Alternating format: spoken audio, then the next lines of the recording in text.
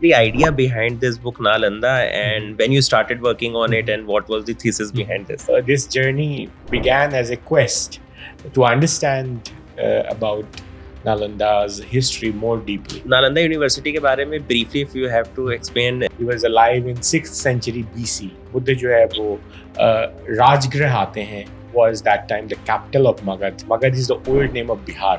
किस type of curriculum हुआ करता था? Everything was taught at Nalanda. Mathematics भी था, उसमें grammar भी है, हेतु विद्या है, रीजनिंग है, लॉजिक है. एज अ सोसाइटी हम कैसे इस जर्नी में कहीं अपना रास्ता भूलते हुए आउटकम फोकस्ड होते जा रहे हैं? आई वॉज स्केप्टिकल कि क्या नालंदा यूनिवर्सिटी था और was it just a Buddhist mahavihara. I have proved how the idea of university emerges at Nalanda. What went wrong कि धीरे धीरे वो हटता चला गया हिस्ट्री से, अब उसको रिवाइवल की बात चल रही है. What went wrong with Nalanda? Nalanda का जो पैटर्नाइजेशन था.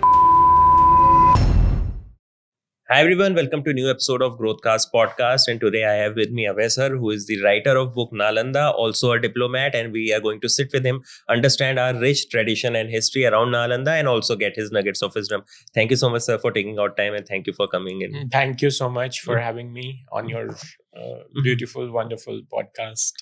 So first of all, would like to understand the idea behind this book Nalanda and when you started working on it and what was the thesis behind this? So this is a book about the history of Nalanda University, popularly known as Nalanda Mahavihara. And so I come from Nalanda, and I wanted to explore why did Nalanda become such a famous university? Right. Who were the people who were responsible for creating it? Who taught there? Who were the great masters of Nalanda, professors, or the pandits of Nalanda, and who were the students? What happened to it? Why did it decline? And what contributions has it made to shape our modern world? Right. I come from Nalanda, but I had no idea. None of the guides told me about Nalanda Mahavihara in any detail. So I had to do all the groundwork myself to find it out. So this journey began as a quest to understand about Nalanda's history more deeply. Got it. And sir, doubling down on that, Nalanda University के बारे में briefly if you have to explain and make viewers understand what was it, when was it established और क्या था थोड़ा सा historical background. Nalanda की कहानी बुद्ध के समय से ही शुरू होती है. तो बुद्ध, जैसे आप बहुत लोगों को नहीं मालूम होगा, Buddha was active, he was alive in 6th century BC. So आज से 2600 साल पहले. और बुद्ध जो है वो राजगृह आते हैं. Rajgriha was that time the capital of Magad. Magad is the old name of Bihar. And तो उस समय बुद्ध जो है he also goes to Nalanda because Nalanda is a very sacred place. It's a place blessed by the Nagas. And Naga cult was the major cult in Magad before the arrival of Buddhism and Jainism and other philosophies. So everybody, not only Buddha but also Mahavir, who is a Jain Tirthankar, and Makhali Gosal, who is a major philosopher of Ajivika philosophy, Ajita Kesha Kambli, who is a major philosopher of Charvaka philosophy. They were all in Rajgriha and were visiting Nalanda. So Nalanda is a sacred place, and in Nalanda, that time you have two great people who are born there, known as Shariputra and Mogglayana. And they meet Buddha when he gets enlightened, he gets enlightened at Bodh Gaya, but then he goes to Sarnath from there to give his first sermon. And from Sarnath, he comes back to Rajgriha because Rajgriha is the capital of Magad और वहाँ पे राजा हैं. So if you can convince the king to adopt your philosophy, you have a major chance that your philosophy or religion, survives and prospers. तो जब राजगृह बुद्ध आते हैं enlightenment के बाद, he meets Shariputra and Mogglayana there. And Shariputra is a disciple of some other philosopher. His name is Sanjay Belatiputta. And जब वहाँ बुद्ध से ये लोग मिलते हैं तो ये संजय के 500 फॉलोअर्स को लेकर करके बुद्ध के पास चले जाते हैं and they become followers of Buddha. Now Buddha is very happy with this. उनका जो following है 5 से 500 हो गया है, तो he makes Sariputra as his chief disciple. And Moggallana is his childhood friend. He's his bosom buddy. So he becomes the second chief male disciple of Buddha. And they are the one who are responsible for making Buddhism as a religion, canonizing it, making writing down the rules for the Sangha, all these. So 300 साल बाद बुद्ध के सम्राट Ashok comes to the scene, and he adopts Buddhism after the Kalinga War, and now the capital of Magad has shifted from Rajgir to Patliputra during this time. So at Patliputra he holds the third Buddhist council, and वहाँ पे जो है वो Abhidharma is written. Abhidharma are the philosophical teachings of Buddha. So Ashoka comes back to Rajgir and to Nalanda, and at Nalanda he erects a stupa for Shariputra. Because Shariputra he's born in Nalanda and he also gets his nirvana in Nalanda. And जो स्तूपा वहाँ पे बनाते हैं उसी के साथ साथ he also establishes a Buddhist vihar or a college. And this Buddhist vihar and a stupa together, they become the nucleus for the growth and development of Nalanda Mahavihara over 800 years. तो इनके सम्राट अशोक के 300 साल बाद फिर जो है वहाँ पे नागार्जुन आते हैं. Nagarjuna is a major philosopher of Madhyamaka philosophy, जिसको हम शून्यता भी कहते हैं. तो and he lays down the philosophical foundation of Nalanda. अब उसके 500 साल बाद we have the great Guptas dynasty taking interest in Nalanda, and they are the one who found a concrete monastery or a larger monastery, larger Buddhist vihar, and that's how over next 200 years, from 5th century AD to 7th century AD, Nalanda Mahavihara becomes the topmost study center for Buddhism in the whole world.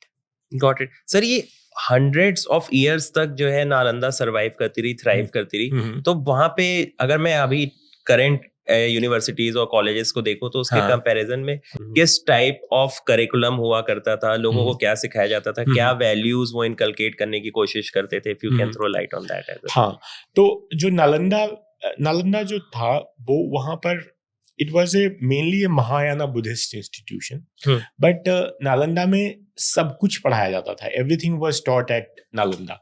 So whatever was known to mankind, तो उसमें जो है ये mathematics भी था.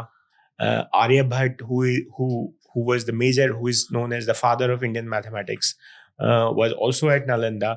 वहाँ पे जो है जैसा कि जो स्वेन सांग जो चाइनीज ट्रैवलर हैं वो डिस्क्राइब करते हैं कि नालंदा में पढ़ाया क्या जाता था. तो he gives A detailed picture of that. उसमें ग्रामर भी है, उसमें उसको शब्द विद्या कहते हैं, हेतु विद्या है, रीजनिंग है, लॉजिक है, दर्शन है. जैसे वहाँ पे माध्यमिका शून्यता तो फाउंडेशन थी ही, उसके अलावा योगाचारा फिलॉसफी भी पढ़ाई जाती थी. और श्वेनसांग वहाँ उतनी दूर से इसलिए वहाँ आए थे नालंदा क्योंकि वहाँ पे वो योगाचारा भूमि सूत्रा को कॉपी करना चाहते थे. नालंदा की जो विशाल लाइब्रेरी थी, जो वहाँ पे 3 बिल्डिंग्स थे उस लाइब्रेरी में, उसमें जो है ये उसको धर्मागंज कहा जाता था. और 3 बिल्डिंग में एक बिल्डिंग जो था वो 9 फ्लोर्स हाई था. और उसमें मिलियंस ऑफ जो है सूत्रास थे, जो पाम लीव्स पे जो मैन्युस्क्रिप्ट्स होते हैं. तो वहाँ पे एडमिशन जो प्रोसेस था वो जो है वो बहुत ही डिफिकल्ट था. It was completely based on merit. ये नहीं था कि किसी ने रेकमेंड कर दिया आपको ले लेंगे. वहाँ पे जैसे आप द्वारपाल पंडित होते थे, और whenever you came to the gates of Nalanda for admission, द्वारपाल पंडित will engage you in debate and discussion. He will ask you difficult questions. अगर आप जवाब दे देते हैं satisfactorily, then you will be allowed. Otherwise, most of the students, 10 में से जो है 8 को लौटा दिया जाता था. तो नालंदा का जो एडमिशन रेट था, it was about 20%. उसके जो स्वेनसांग वो बताते हैं कि देखिए, वो कहते हैं कि डाइवर्सिटी ऑफ सब्जेक्ट्स टॉट, उसमें वो कहते हैं Xuanzang, as Xuanzang notes in his memoir, all study the great vehicle Mahayana Buddhism and the 18 sects, and not only so but even ordinary works such as Vedas and other books. The Hetu Vidya, which is logic, the Sabd Vidya, grammar, and the Chikitsa Vidya, medicine, the works of magic, Atharvaved, the Sankhya philosophy. Besides these, they thoroughly investigate the miscellaneous works. Swensang himself came to Nalanda to study Yogacara philosophy, and he also studied subjects like Nyaya, like justice or law, Hetu Vidya, Shabd Vidya, and the Brahmins, which covered wide areas of philology, law, philosophy, astronomy, and Sanskrit grammar of Panini. So everything that was known to mankind was studied at Nalanda. The way Nalanda was built, it was aimed at pushing the boundaries of knowledge. So students जो वहाँ enter करते थे, वो उनका goal ये नहीं होता था कि they have to finish the degree in 3 years and then get a job placement in Google, or some, King's Court. They were entering Nalanda in search of knowledge, in search of truth, in search of the nature of reality. And I have described in this book कि वहाँ कैसे नालंदा जो है, how Nalanda pioneered the study of alchemy in India, study of ophthalmology. They had advanced ophthalmology in Nalanda, actually, because monks, they were studying under dim light, and most of them had developed eye problems. And so they had surgery, they had, operations. Everything was available at Nalanda. And तो ये जो है subjects थे, diversity of subjects which were taught there. I think आपने बहुत सही बात की around the entrance test. I think modern society में भी फिगर आउट कर लिया है लोगों ने कि वहां पे नीट दे दो, आप IIT JEE दे दो, उसके थ्रू होता है. पर यहाँ पे द्वारपाल वाला जो कॉन्सेप्ट था, उस पर आप थोड़ा सा और एक्सप्लेन करना चाहेंगे कि ट्रेडिशनली कैसे लोग एंटर कर पाते थे या क्या फिल्टरिंग क्राइटेरिया होते थे. तो देखिए, ये कहते हैं Nalanda was famous for its specialization in the art of disputation and public speaking. Swensang writes, foreign monks came to the establishment to put an end to their doubts and then became celebrated. Indian and foreign monks from distant places like China, Korea, Tibet, and Tokhara, Bactria, came to India to study at Nalanda and copy valuable Buddhist manuscripts. 56 Chinese and Korean monks visited India during a span of 40 years between the visits of Swensang and Itzing. Many of them visited Nalanda.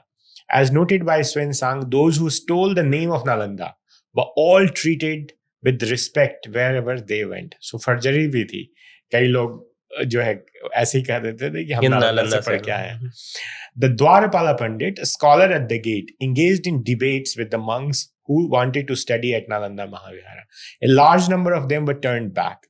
The keeper of the gate poses some difficult questions. Many are unable to answer and retire. Swensang notes, he adds, of those from abroad who wish to enter the school of discussion, the majority, bitten by the difficulties of the problems, withdrew, and those who were deeply versed in old and modern learning were admitted, only 2 or 3 out of 10 succeeding. And according to Itzing, a student at 15 had to study Briti Sutra, which he finished at 20, after which he studied philosophy for 2 or 3 years at advanced institutions like Nalanda or Vallabhi.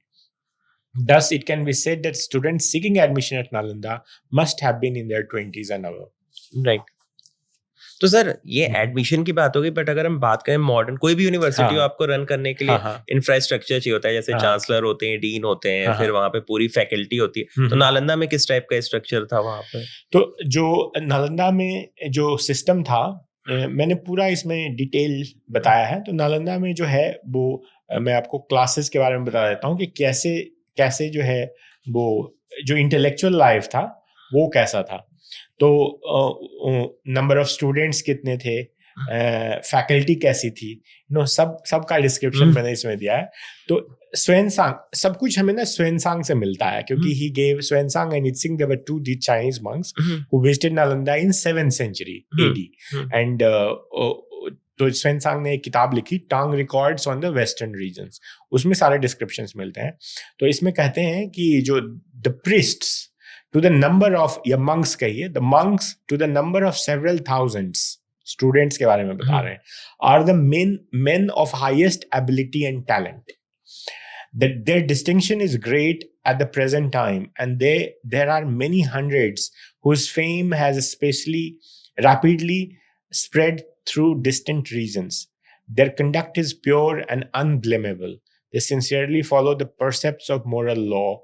The rules of the monastery are severe, and all the monks are bound to observe them. The countries of India respect and follow them.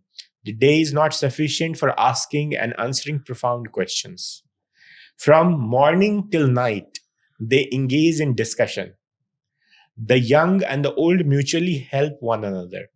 Those who cannot discuss questions out of Tripitaka are little esteemed and are obliged to hide themselves for shame.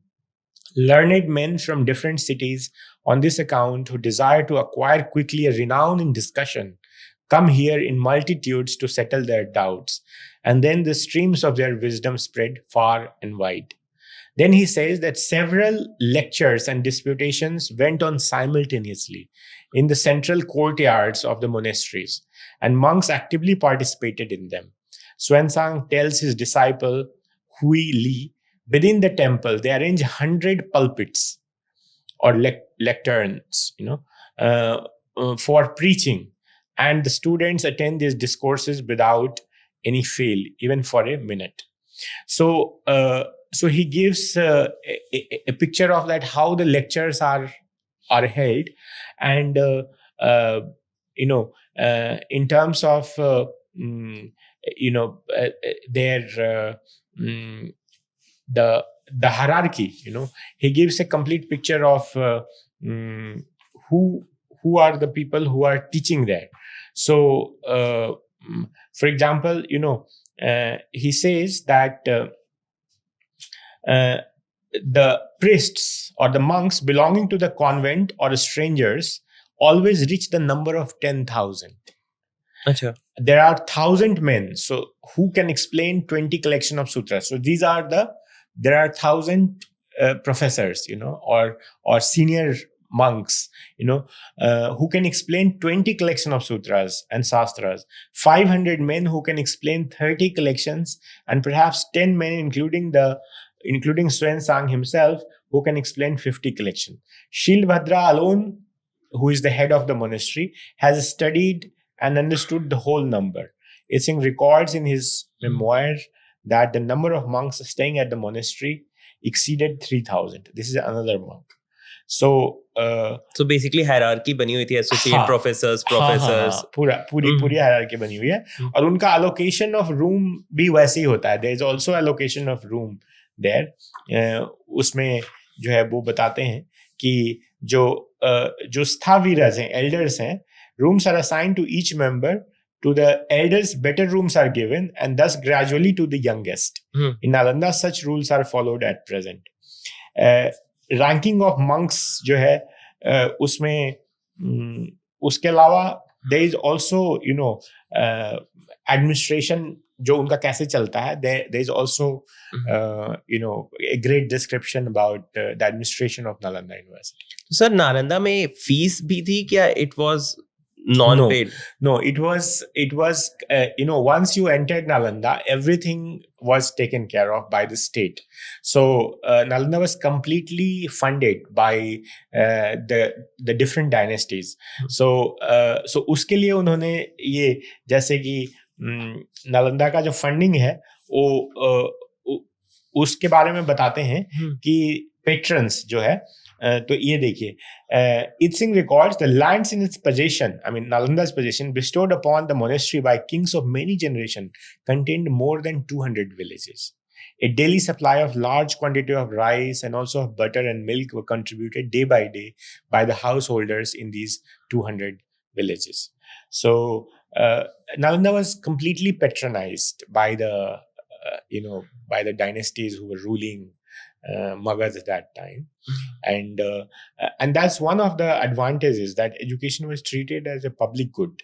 Right. It was something which was for the benefit of the mankind, because Nalanda's job was to expand the boundaries of knowledge. And that's why Zero was invented at Nalanda, because students were not really worried about taking loans and repaying it after getting a job, Right. somewhere. Sir उस time बाकी world में क्या चल रहा था? नालंदा के contrary या कुछ हाँ। कंपटीशन में और भी यूनिवर्सिटीज थी क्या दैट वर कमिंग अप? तो नालंदा जो है, देखिए, तक्षशिला जो है वो नालंदा से पहले थी. It was destroyed by the Huns.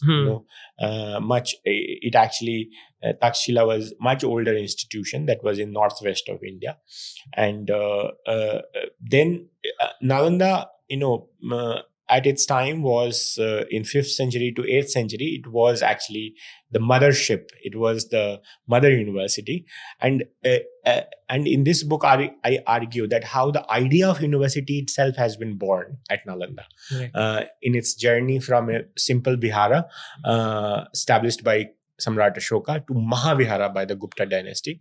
So that's the journey during which lots of development took place.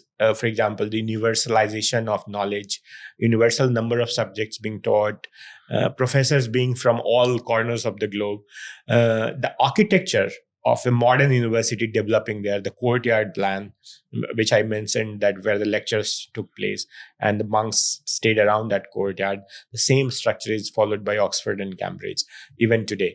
So then, most of the universities in that time, the next university which is founded is the University of Odantpuri, which is about 10 kilometers from Nalanda.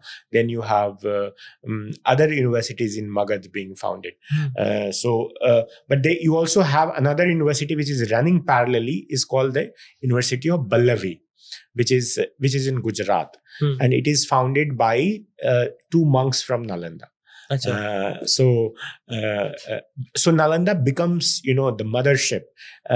So these are the professors who go, or the pandits from Nalanda. They go to other parts of the Magadh and India, and they found universities. And not only India, but also China and Korea and Sumatra. So you have Bikramshila, being founded by another monk of Nalanda. You have Somapura, So these are the different universities. These are all Mahaviharas, and these are monastery universities being founded. Oxford, and then the idea travels from Nalanda to Central Asia, and from Central Asia to the Arab world, and Arab world to North Africa, through Algeria and Egypt and so on, and from there it goes to Europe. So there's a complete journey tracked how the idea of university spreads, and the first colleges in Europe, actually the very first college is founded in Paris. Actually, it's called Collège des 18, and then it later grows into University of Sorbonne, and then you have the University of Oxford and Cambridge coming in late 12th century and early 13th century. So that's the journey. So Nalanda, in a way, has pioneered the idea of university itself. Sir very rightly आपने बताया कि वहां पे लोगों को उनकी debate की capability पे, रीजनिंग पे लिया जाता था, और लोग भी अंदर पढ़ने जाते थे, आउटकम फोकस नहीं थे. तो एज अ सोसाइटी हम कैसे इस जर्नी में कहीं अपना रास्ता भूलते हुए अब आउटकम फोकस्ड होते जा रहे हैं? क्योंकि अब जो है, देखिए, अब हमें तो, जब मैं किताब इस रिसर्च करना शुरू किया, तो आई वाज स्केप्टिकल कि क्या नालंदा यूनिवर्सिटी था, मतलब, और was it just a Buddhist mahavihara. लेकिन जब किताब मैंने लिख लिया था, तो I was confident, not only confident, but I have proved how the idea of university emerges at Nalanda through this book. So तो ये जो बिकॉज ऑफ कोलोनाइजेशन, जो भारत का कोलोनाइजेशन हुआ, उसके कारण जो है वो we have lost the civilizational confidence. We have forgotten that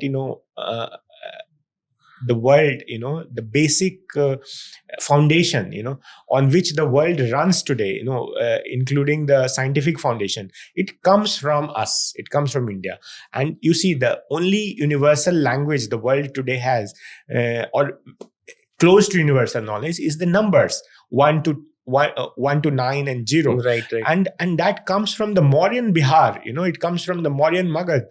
So 3rd century BC, 1 to 9, and 0 comes in 5th century AD by Aryabhat. For the first time he uses 0. So that's the foundation, and how not only all the great things we have today, algorithms, algebra, their foundations are laid by Aryabhat in Nalanda. So how many of us know about Brahmagupta? Very few of us, we know that, why 1 multiplied by 0 is equal to 0. Who lays these rules? These rules were laid by Brahmagupta. And how his book, Surya Siddhant,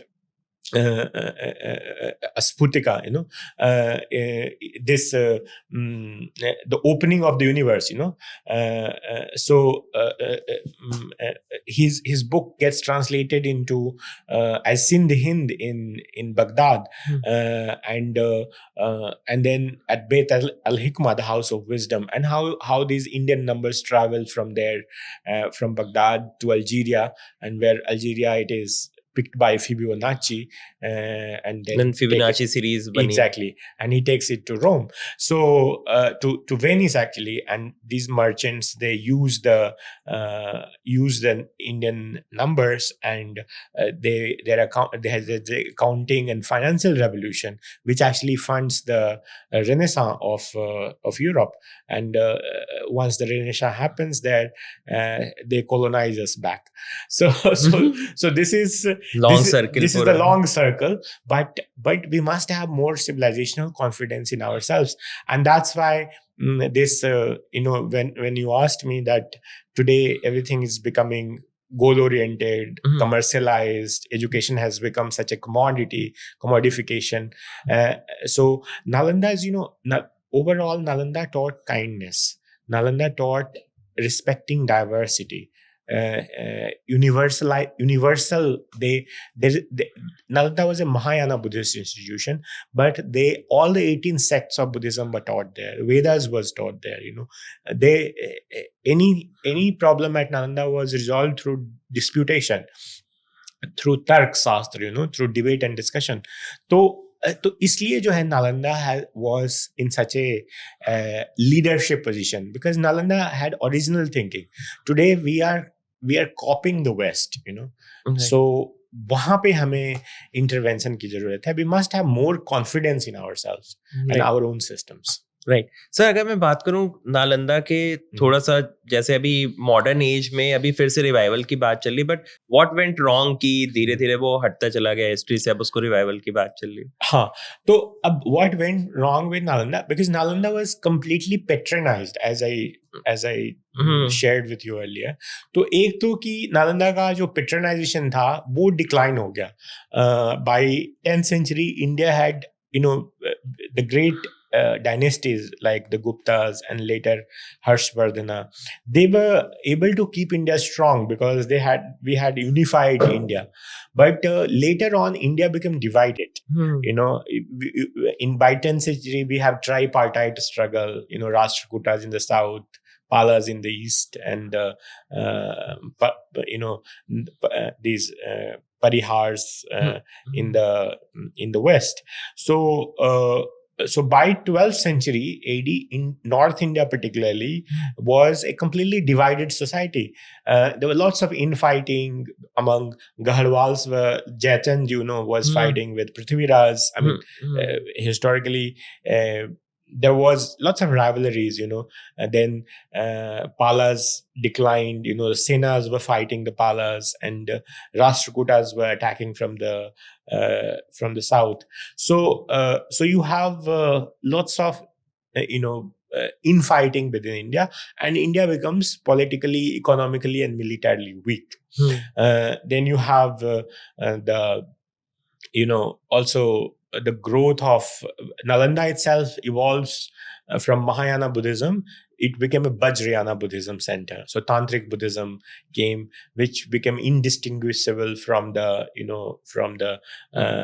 Brahmanic ritualistic practice, the Natha cult, of Brahmanism, became sort of indistinguishable. For example, you have Baba Gorakhnath and Matsyendranath. Nath. They are considered both as Buddhist and as Shiva, Shaivite traditions. So they became like one and the same.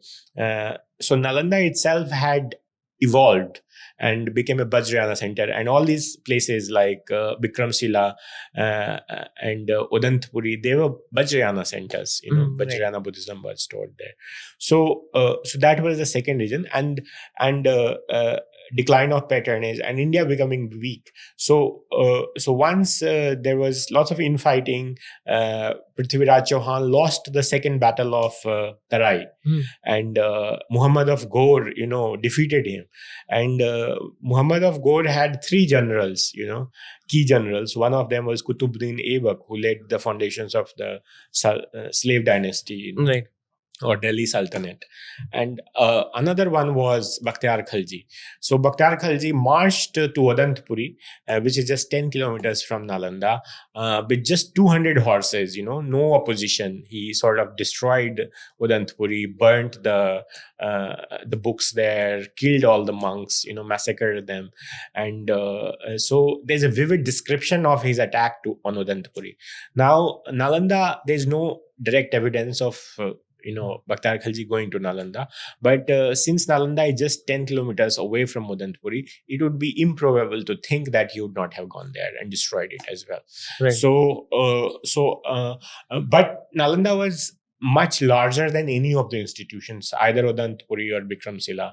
So Nalanda, even he would have destroyed Nalanda. It was not possible to destroy Nalanda in even, think 1 or 2 raids or even 10 raids. Nalanda was a much larger institution. Only 10% of Nalanda has been excavated, and you can see if you go and visit Nalanda how large it is, how gargantuan it is actually. So Nalanda survived, and there's a Tibetan monk called Dharma Swami who visits Nalanda in 1235, around 40 years after the attack by Bakhtiyar Khalji of Udantapuri. And he sees that, Turks have now made Bihar Sharif, now Udantapuri earlier, as their military headquarters, and they are continuously raiding Nalanda. He describes vividly one of the raids. Out of the 14 large monasteries, only 2 are functional, and how Rahul Sri Bhadra, who is, a very aged monk, who he's still carrying on teaching with 60 students, only 60 students.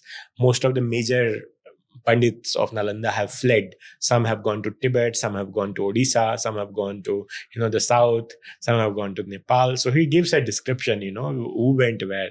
And so from 10,000 to 60. Exactly, to 60. So from 7th century, in 7th century is 10,000 to just 60. And so obviously there is an attack on Nalanda and the whole ecosystem, you don't really have to destroy Nalanda to destroy it. If you destroy the ecosystem which supports Nalanda, because Nalanda was dependent on the other villages around it, and if you have a law and order situation, if you have terror there, how can an educational institution function? You also have a political void, because after the Jaichand is defeated and killed, the Gahrawala dynasty, which was controlling Magad that time, there is nobody else to patronize Nalanda. So somehow it's sort of it's limping. It's not killed properly, but it's completely maimed, right. And it's just sort of surviving. So Nalanda continues to survive for another 100 years, and by the early 14th century, you have a monk called Dhyanabhadra who becomes a famous monk later, and he says that he was ordained at Nalanda. I don't know if he's telling the truth, but he says that he was ordained at Nalanda. Got it. Sir, coming to last section now, for its revival, what is going on? And I see that university is also coming up. So what are some of the things happening, and are they trying to replicate the same model which was there, or it's on the model lines? Well, so Nalanda, Nalanda has had a global footprint. the quest for Nalanda never died. So in 15th century itself, a Nalanda was established in Tibet, and it's called Fenpo Nalendra. Tibetans call Nalanda Nalendra. So they established um, an institution there in near Lhasa, and that's still functional actually. And in 20th century, there were attempts to revive Nalanda back home. So Nav Nalanda Mahavihara was created by Dr. Rajendra Prasad, the first president of India, in 1951. Then he also later on, President APJ Abdul Kalam, he came up with the idea of Nalanda University in 2007, addressing the Bihar Legislative Assembly, 2006. And then 2010, Indian Parliament passed an act, Nalanda University Act, and created a new Nalanda University, which was inaugurated by our Prime Minister last year. So this is,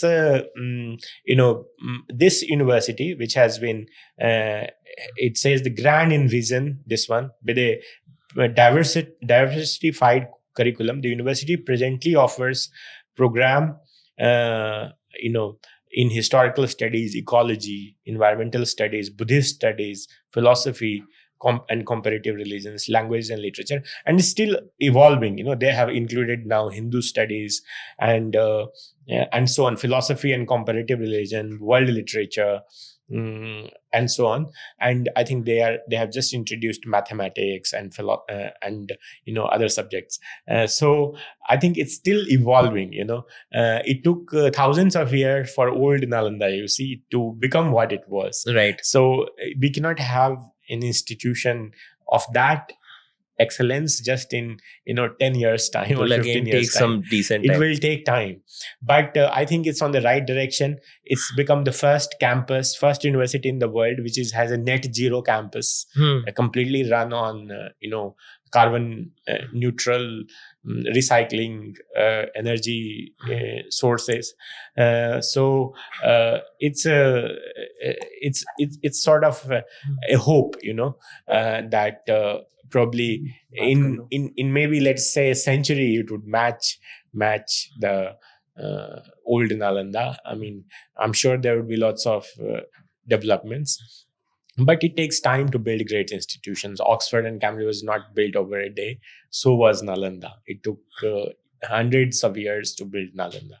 So, but Nalanda has also global footprint, in the sense we have institutions named after Nalanda across the world. In for example, in Nalanda monastery was founded in Labour, near Toulouse in France, in 1981. We have Nalanda Institute for Contemplative Science, founded in US, associated with Columbia University of Medical Center Department of Psychiatry in New York.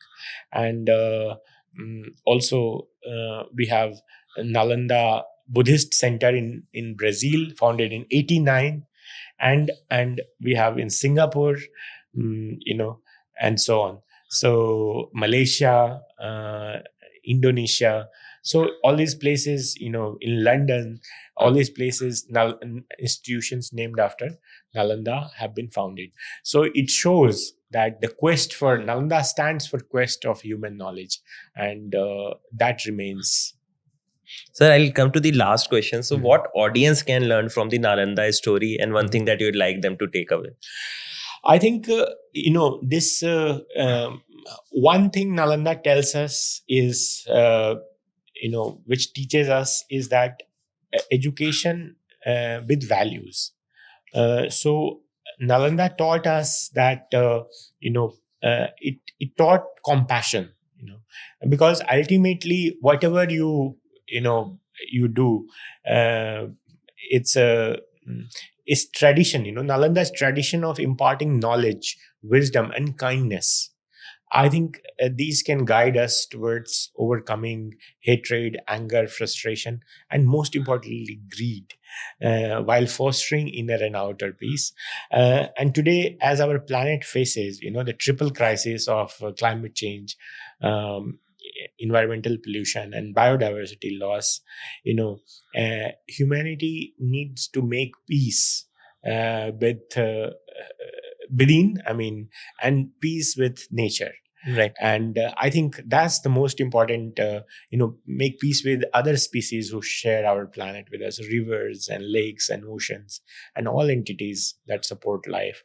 And I think there we need the Nalanda model of education, where you don't just study for jobs, but you study for knowledge, you study for becoming better, more humane, and I think that's the answer to all our problems.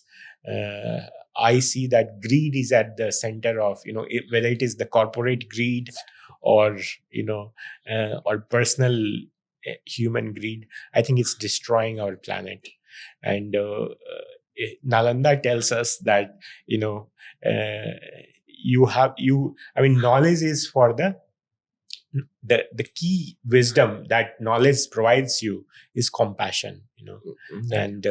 and overcoming of hatred and anger and greed.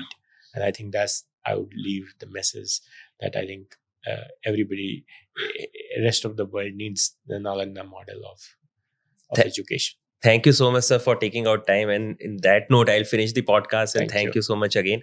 I'll put the link to the book in the description section, folks. You can definitely explore it out and do follow sir on LinkedIn as well. Thank you so much. Thank you so much for having me. Pleasure.